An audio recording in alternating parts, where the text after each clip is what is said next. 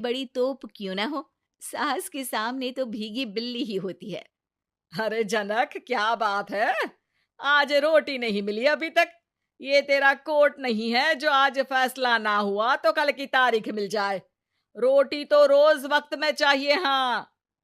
माँ जी, रोटी तो कब की बन गई। मैंने आपको कहा तो खाना खाने के लिए, आपने शायद सुना नहीं होगा। ओहो हो, जज नहीं हूं मैं तेरे कोर्ट की, सास हूं सास। कोई दलील फालतू की मत देना यहाँ। बहुत जानती हूं मैं इन वकीलों को। अपनी बात ऊपर रखने के लिए झूठ बोलने में जरा भी नहीं सोचते। तभी वहां जनक के ससुर आ जाते हैं। अरे भाग्यवान, क्यों बेचारी के काम को कोसती रहती है हमेशा। मैं भी तो था वहां जब ये आई थी तुझे रोटी खाने को बुलाने के लिए। सास को तो अब गुस्सा आ जाता है कि कैसे किसी ने बहू की साइड ले ली। अरे वाह जी वाह। वो तो मैं जानती थी कि कोई ना कोई गवाह तो ये पेश कर ही देगी। पर मैं तो अब सीधा खाना खाकर सोने जाऊंगी। मुझे आदत नहीं है किसी से बहसा बहसी करने की। पता नहीं कैसे ये वकील इतना दिमाग लगाकर खुद तो झूठ बोलते ही हैं, साथ में झूठे गवाह भी ले आते हैं। जनक को सास के ताने सुनने की अब आदत सी पड़ जाती है। एक दिन जनक वकील की ड्रेस पर काला कोट पहनकर कोर्ट के लिए निकल ही रही होती है कि अरे कहाँ चली काला कौवा बनकर? टोक दिया ना। अब कोर्ट तो वकील वाली ड्रेस पहनकर ही जाऊंगी ना। वाह भाई वाह, दामिनी तो मैंने भी देखी है। सन्नी पाजी ने ऐसा ही कोट पहना था और कहा था कि तारीख पर तारीख, तारीख पर तारीख।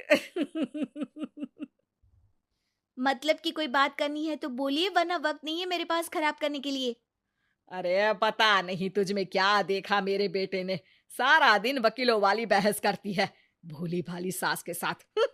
अच्छा सुन, जो इतनी बहस मेरे आगे करती है ना, जरा अपने बॉस से कर ले, जो 1 साल भी ना हुए तेरी शादी को और काले कपड़े पहना दिए।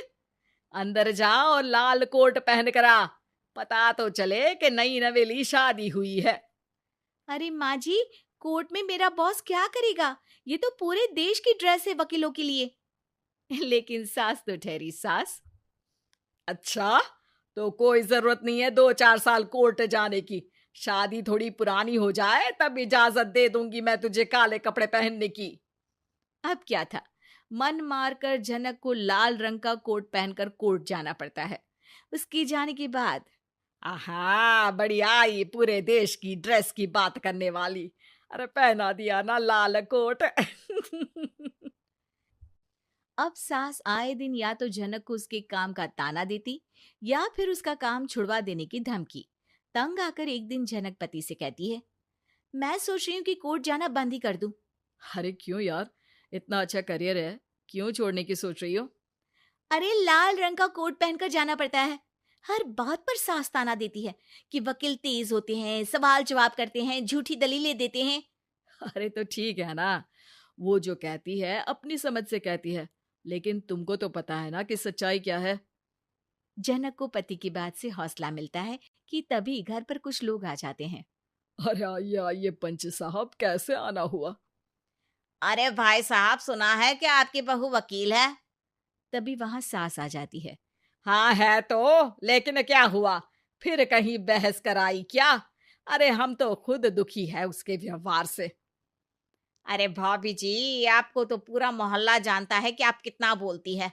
फिर हम यहाँ बहू रानी की कोई शिकायत नहीं, बल्कि अपनी परेशानी लेकर आए हैं। ससुर जी खुश हो जाते हैं। हाँ हाँ, मैं भी बहू को बुलाता हूँ। जनक वहां आती है, सबको नमस्ते करके बैठ जाती है। बहू रानी, हमारे गांव में बड़ी मुसीबत आ गई है।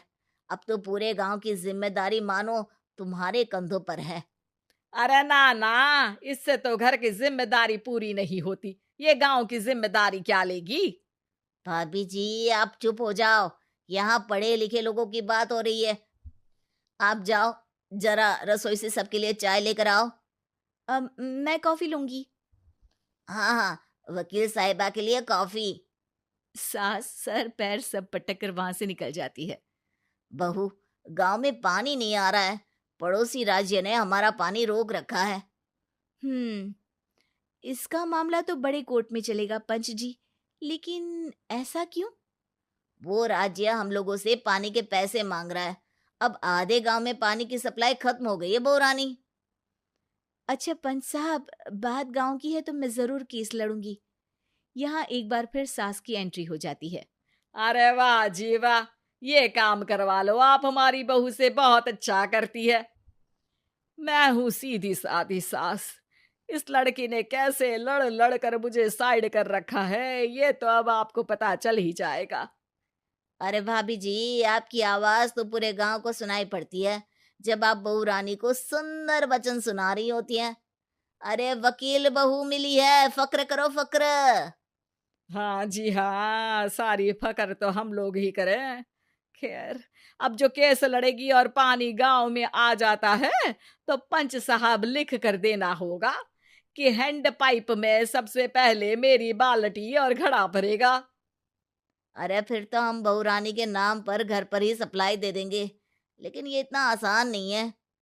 बहू, गांव के पास अभी वकील करने की भी पैसे नहीं है तो। अरे पंच साहब, ये मेरे गांव का मामला है, मैं आपसे एक भी पैसा नहीं लूंगी। सास को बहू की बात पर गुस्सा आ जाता है, लेकिन सबके जाने के बाद झनक मन लगाकर गांव की परेशानियों को दूर करने में लग जाती है। और वो दिन भी आता है कि झनक केस जीत जाती है। अरे आज तो प्लम्बर आकर घर तक पाइप लगा गया है। खुश हो जाओ, मेरे कारण तुम लोगों को घर के अंदर ही पानी मिल जाएगा।